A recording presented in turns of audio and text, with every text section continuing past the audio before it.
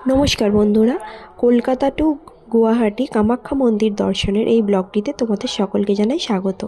আমাদের ট্রেন একদম perfect time অনুযায়ী ঠিক রাত 9:40 নাগাদ করে ছেড়ে দেয়।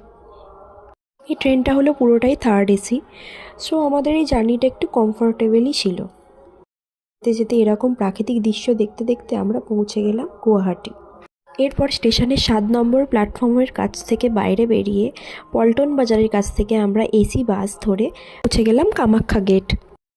এরপর কামাখ্যা গেটের কাছ থেকে আপনি বাস অথবা অটো করে পৌঁছে যেতে পারেন একদম কামাখ্যা মন্দিরের দ্বারের সামনে।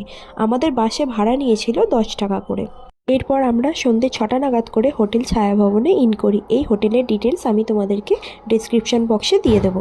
এই হোটেলটা একদম মন্দিরের সামনেই যে অন্নসেবা ক্ষেত্র আছে তার একদম সামনেই। এরপর রাত 12টা নাগাদ করে আমরা এই যে জেনারেল লাইনে দাঁড়িয়ে পড়েছি কুপন সংগ্রহের উদ্দেশ্যে। ভোর 4টের আগে তো কুপন দেওয়া হবে না। এখানে পরিবারের একজন দাঁড়িয়ে 10 জনের প্রায় লাইন রেখেছে। যখন ভোর 4টে বাজতে যায় তখন সবাই বাড়ির মেম্বাররা আসার পরে লাইনটা ঠিক এতটা বড় হয়ে দাঁড়িয়েছে। রাত 12টায় আমরা প্রায় 150 জনের পরে থাকলেও পরে আমরা দেখি যে আমরা প্রায় 300-350 জনের পরে চলে এসেছি। এত লাইনে বিভিন্ন রাজ্যের মানুষ বিভিন্ন মানুষের সাথে গল্প করে কিছুটা ঠাকুরের গান করে এইভাবেই সময় কাটাচ্ছিল। পরে প্রায় 3:30 নাগাদ করে আমি চলে গেলাম প্রসাদ কিনতে, কারণ এরপরেই আমাদের ধীরে ধীরে লাইন ছাড়া শুরু হলো। এরমভাবে জিগজ্যাগভাবে লাইন এগোতে থাকলো। এই যে এরপরে দেখতেই পাচ্ছ 3টে কাউন্টার খুলে গেছে এবং আমরা 322 নম্বরের কাছে টিকিট সংগ্রহ করছি। এরপর টিকিট সংগ্রহ করার পর ছুটতে চলে গেলাম মন্দিরের যে জেনারেল দর্শনের লাইন সেখানে স্ট্যাম্প মেরে এই লাইন ধরে এগিয়ে চললাম।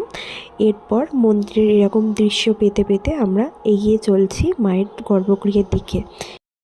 সকালে মন্দির পরিষ্কার করে মায়ের আরতি হওয়ার পর এই যে দর্শন চালু হলে প্রথমে 300 জন মতো জেনারেল ছাড়া হয়। এরপর এই যে পাশের লাইনটি ভিআইপি লাইন দেখতে পাচ্ছেন, এরপর 100 জন মতো ভিআইপি ছেড়ে আবার জেনারেল দর্শন শুরু হয়। এর ভিতরে আর মোবাইল অ্যালাউড নেই।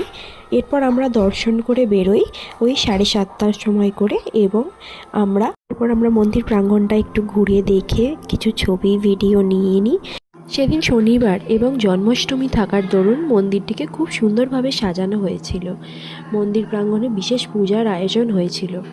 মা কামাখ্যা দেবী সকলের মনোবাঞ্ছা পূর্ণ করেন, তাই এখানে মানত পূর্ণ হওয়ার জন্য অনেকে পাঁঠা বলি দেন, আবার অনেকে পায়রাকে সিঁদুর দিয়ে এখানে মায়ের উদ্দেশ্যে ছেড়ে যান।